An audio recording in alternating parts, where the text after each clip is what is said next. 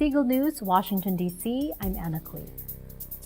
What would be the largest land vehicle you have ever ridden? Did they ever come close to 12,000 pounds like those four-wheel monster trucks that invaded Vancouver, Canada recently?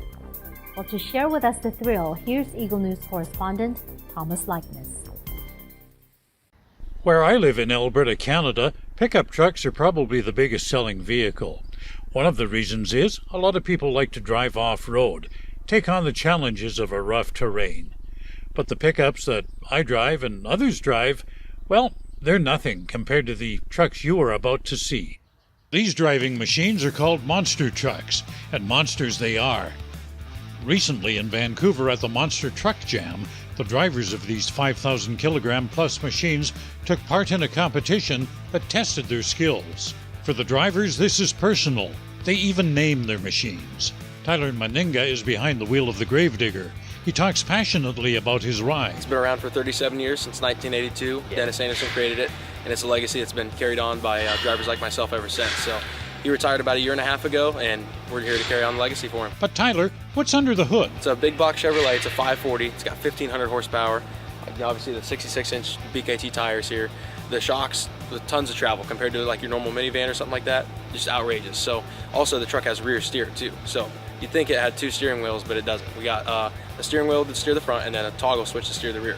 Bump the toggle whichever way you want to steer, let it go, it comes right back straight for you. MENNINGA says spectators are wowed by the stunts these drivers can perform. We can put these trucks on the nose, balance them up there for a little bit, walk them backwards.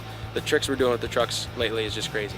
Canadian driver MCQUEEN pilots the Northern Nightmare, the only Canadian entry on the monster truck circuit. And it was built specifically for the Canadian fans. It was designed by Canadians. Even the name was chosen by a Canadian family out in Ontario. McQueen says these trucks don't come cheap. Put it this way, you could probably buy about 7 or 8 minivans for the price of a Monster Jam truck. But yeah, the cost varies. Typically a couple $100,000 will get you into something that can compete with what we run, and depending on your parts usage and damage throughout the season, there's a lot of upkeep as well. As well as their power, size, and maneuverability, these trucks are flashy, almost like a Philippine jeepney. Maybe if I got some artwork done on my ride, I could compete. Nah, I don't think so.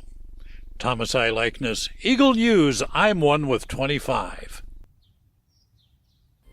That is today's Eagle News, Washington, D.C. Join us tomorrow for stories that matter to you. Visit our websites at Eaglenews.PH and Eaglenewslive.com.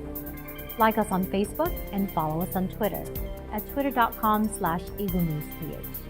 Thank you for watching. I'm MCQUEEN, and I am one with 25.